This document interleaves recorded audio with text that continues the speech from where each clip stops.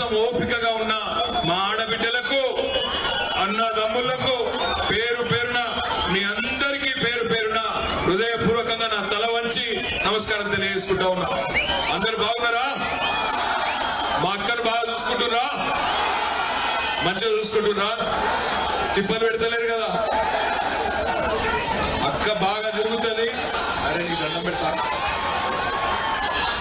అరే నీకు పైసలు ఇస్తాం రా బై బంద్ చేయాలి లొల్లిపాడుగా. వాడికి ఇప్పుడు వాడికి ఇచ్చిన పైసలు ఒడిచిపోయేలా కొడుతూనే ఉంటాడు. తమ్మి ఆగురా, టైం లేదు. నేను మీ అందరినీ కోరేది ఒకటే, సరిగ్గా 4.5 నెలల కిందట ఇక్కడికి మహేశ్వరం నియోజకవర్గానికి కేసీఆర్ గారు వచ్చారు.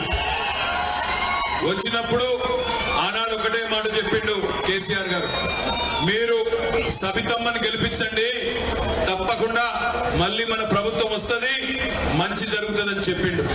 కానీ మీరు మంచోళ్ళే, మీరు మంచిగానే ఓటేసిండ్రు, మీరు మంచోళ్ళే అక్కని గెలిపించిండ్రు. కానీ మనోళ్ళు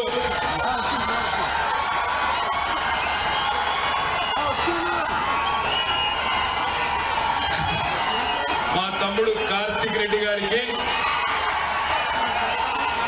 అయితే చుట్టుపక్కల మాత్రం కొన్ని నియోజకవర్గాల్లో మరి దురదృష్టవశాత్తు ఏం జరిగిందంటే, అక్కడ కాంగ్రెస్ పార్టీ అరిచేతిలో వైకుంఠం చూపెడితే అది చూసి మోసపోయిన పాపం మనులు.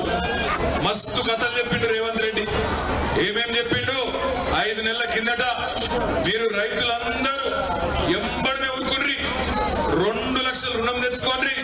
ఇప్పుడు కేసీఆర్ దగ్గర రుణమాఫీ అయిన వాళ్ళు కూడా వెంబడే తెచ్చుకోండి, నేను రుణమాఫీ చేస్తా, వస్తూనే ఉన్నా, డిసెంబర్ 9 నాడు రుణమాఫీ చేస్తా అనే మాట ఇచ్చిండు. అదే విధంగా 500 బోనస్ ఇస్తా అన్నాడు. 500 బోనస్ క్వింటాల్కి ఇస్తా రైతులందరికీ అని చెప్పిండు.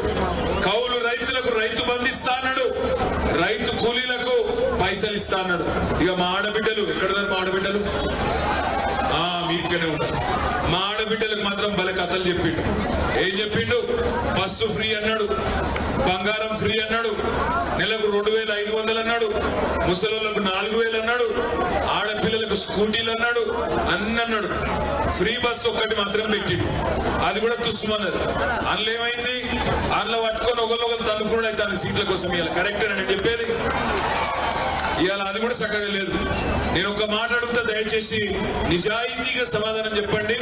బలవంతం ఏం లేదు, ఇష్టం ఉన్న వాళ్ళు చెప్పురి, లేకపోతే చెప్పకురి. కేసీఆర్ ఉన్నప్పుడే మాకు మా తెలంగాణ బాగుండే అనేటోళ్ళు చేయలేవట్టు. అక్కడ ఉన్న వాళ్ళు అట్లా అనుకుంటలేరా? ఎన్నుకున్న వాళ్ళు ఏమనుకుంటున్నారు? కేసీఆర్ ఉన్నప్పుడే బాగుండేనా? గట్టిగా లేవట్టు, చెయ్యి గట్టిగా. మరి నేను మీకు ఒక మంచి ఉపాయం చెప్తా.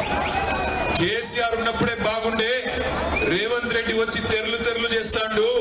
కరెంటు చక్కగా ఉండలేదు, మంచినీళ్ళు చక్కగా లేవు, అసలు పరిపాలన లేవు, చిల్లర మాటలు, ఉద్దెర పనులు.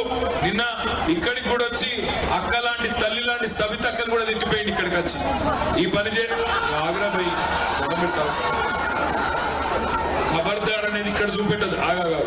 ఖబర్దార్ అనేది ఇక్కడ చూపెట్టద్దు, ఓట్ల కాడ చూపెట్టాలి. నేను అనేది ఒకటే, మీకు కేసీఆర్ ఉన్నప్పుడే బాగుండే అనుకునేటోళ్ళు మిమ్మల్ని అందరూ నేను కోరేది ఒకటే, మీరు ఎవరితో పంచాయతీ పెట్టుకోకుండ్రి, ఎవరితో కొట్లాట పెట్టుకోకుండ్రి, ఎవరితో లొల్లి పెట్టుకోకుండ్రి. మీరు చేయవలసిన పనుల్లో ఒకటే, చేవెళ్ళ లోక్సభకు 13 మే నాడు ఎలక్షన్ ఉన్నది. ఆ రోజు నెంబర్ 1 లో ఉన్నది కాసాని జ్ఞానేశ్వర్ గారి కారు గుర్తు కోటేసి ఒక 10-12 ఎంపీలు మాకు అప్పచెప్పుండ్రి. 6 నెలల లోపలనే తిరిగి కేసీఆర్ మీరు చూస్తారు. కేసీఆర్ గారు రాష్ట్ర రాజకీయాన్ని శాసించే రోజు మళ్ళీ 6 నెలల్లో వస్తుంది. నేను మీ అందరికి దండం పెట్టి చెప్తున్నా, ఎక్కువ తక్కువ చేయాల్సిన పని లేదు. సరే జరుగుతాయి తప్పులు, మేము కొన్ని తప్పులు చేయొచ్చు, మీరు కూడా మోసపోవచ్చు, తప్పేం లేదు.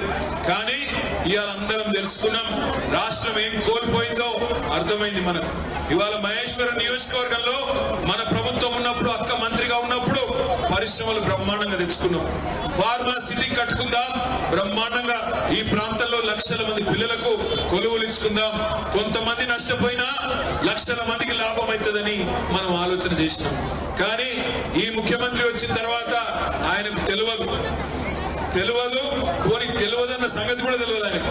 అదొక బాధ. ఎవడన్నా చెప్తే కూడా పాపం ఆయనకు అర్థం కాదు. అందుకే మంచిగా నడిచే కరెంటును పాడు చేసిండు, మంచిగా వచ్చే నీళ్లను పాడు చేసిండు. ఆఖరికి కొత్త పరిశ్రమలు తెచ్చే తెలివి ఎట్లాగూ లేదు. ఉన్న పరిశ్రమలను కాపాడుకునే తెలివి కూడా ఈ ప్రభుత్వానికి లేదు. ఇప్పటికే 2 పెద్ద పరిశ్రమలు, ఒక 1000 కోట్ల పెట్టుబడి చెన్నైకి వెళ్ళిపోయింది, కార్నింగ్ అనే పరిశ్రమ. మరొక పరిశ్రమ ఈ రోజు కేన్స్ టెక్నాలజీస్ అనే కంపెనీ 3700 కోట్ల పెట్టుబడి మన కొంగరకలాల్లో పెట్టిండే. వాళ్ళు కూడా ఇవాళ తట్టబుట్ట సదురుకొని గుజరాత్కి వెళ్ళిపోయింది. నేను మీ అందరికీ దండం పెట్టి చెప్పే మాట ఒకటే ఒకటి, ఇవాళ ఈయన మోసాలు మనకు అర్థమైంది. బంగారం వచ్చిందా? ఎవరికైనా తులం బంగారం వచ్చిందా? అక్కడున్న మా ఆడబిడ్డలకు వచ్చినట్టు వెనుకలు. మీకు ఒక సీక్రెట్ గా పంపిండు రేవంత్ రెడ్డి. మరి దొరుకుతలేదా ముఖ్యమంత్రికి బంగారం? 1,50,000 మంది ఆడబిడ్డలు పెళ్లి చేసుకున్నారు కాంగ్రెస్ ప్రభుత్వం వచ్చినాక. రేవంత్ రెడ్డి, నువ్వు 1,50,000 తులాల బంగారం బాకున్నావు తెలంగాణ ఆడబిడ్డలకు, మర్చిపోకు. 2,500 రూపాయలు అన్నావు మా ఆడకూతుర్లకు, 2,500 రూపాయలు అన్నావు. వచ్చినాయే వాళ్ళకన్నా? మరి మా ఆడకూతుర్లకు 5 నెలలు ఇటు 2,500 అంటే ఎంత తమ్మి? 12,500. 12,500 బాకీ ఉన్నావు. ముసలోళ్ళని మోసం చేసినావు, పెద్ద మనుషులను మోసం చేసినావు. ఏమన్నావు? కేసీఆర్ 2,000 ఇస్తుండు, నేను 4,000 ఇస్తా. కేసీఆర్ ఒక్కరికి ఇస్తుండు, నేను ఇంట్లో 2 ఇస్తా అన్నావు. 2 ఇచ్చుడు దేవుడు ఎరుగు. జనవరి నెల 2,000 పెన్షన్ కూడా ఎగ్గొట్టిండు రేవంత్ రెడ్డి. జనవరి నెల పెన్షన్ 2,000 ఎగ్గొట్టిండు. కరెక్టేనా? రైతు బంధు వచ్చిందా అందరికీ? అలా గట్టి కడితే చెప్పుతో కొడతా అంటాడు వెంకటరెడ్డి. గట్లా తయారైంది వీళ్ళ అహంకారం చూడు. రైతు బంధట అడుగుతున్నట చెప్పుతో కొడుతున్నట. నేను మిమ్మల్ని అడిగేది ఏంటంటే, వీళ్ళ అహంకారానికి తిరుగులేని సమాధానం, ఏంటంటే, మనం ప్రజాశక్తిని ప్రజాస్వామ్యంలో ఓట్ల రూపంలోనే చూపెట్టాలి. రెండో పార్టీ ఉన్నది.